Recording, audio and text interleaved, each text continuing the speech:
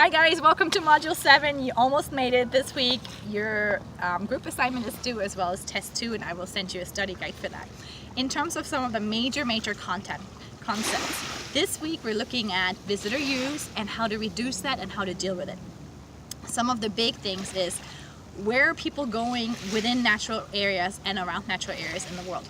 Well, we do know there's what we call a 95-5 rule. So that means that 95% of the visitors are only going to 5% of the natural areas in the world. So it's very concentrated in terms of the natural areas. So for example, in Kenya, there's 100 parks, but we only know of 4 or 5 major ones like Kruger, right? Because everybody goes there.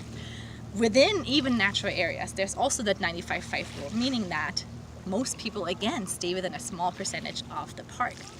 And so it's highly, highly concentrated. So we have this thing of dispersal versus concentration, right? So what's better? Well, this is kind of a philosophical thing, right? If you have concentration, of course, in terms of impacts, you have high impact in a small area, good or bad. If you disperse it, again, you spread out the impact, but we're impacting more of an area, right? So just something to think about, but we do that. And so some of the things that are happening in Africa now in the parks is that we're actually opening up more parks to disperse some of those impacts. In terms of what we can do to limit visitor use, some of the big concepts that I want you guys to understand is carrying capacity and limits of acceptable change. Carrying capacity looks at how many people is too much. It's a quantitative concept. So it's saying, what is the magic number of people that a site like this can contain, right? So how many boats can actually anchor here? How many people can fit on a coral reef without it being destroyed? How many people can fit into a national park, right? In a cave, anywhere, on a hiking trail. And we have actually calculations to calculate that. It depends on the biology, how sensitive the ecosystem is. So for example, how fast it restores or not. It looks at, for example, how much change it can take. So a cave is very, very stable. So a minor change is going to change a lot of things, right? Like us breathing or bringing a light. So carrying capacity looks at that. For example, the carrying capacity on reefs is about 6,000 people. We put way more than 6,000 people in a year on one reef. That's just an example.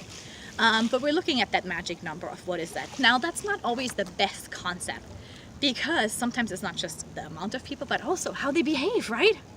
People who maybe stay on the trail, don't touch the coral, maybe they don't have as much impact as somebody else.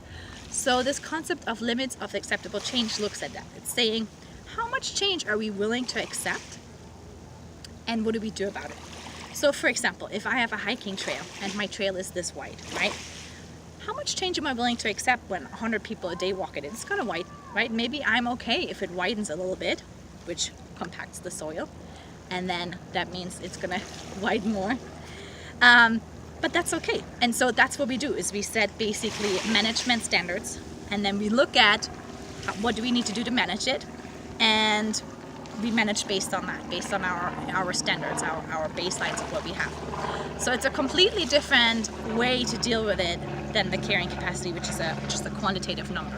If you enforce carrying capacity, some of the things you can do to reduce your visitors is you could start permits. Like you see, for example, anybody been to the Colorado River to go rafting?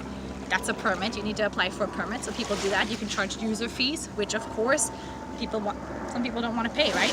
You can make access more difficult. So those are some of the strategies you can use to discourage use. So I hope that helped you guys, and I'll see you guys very soon for your review.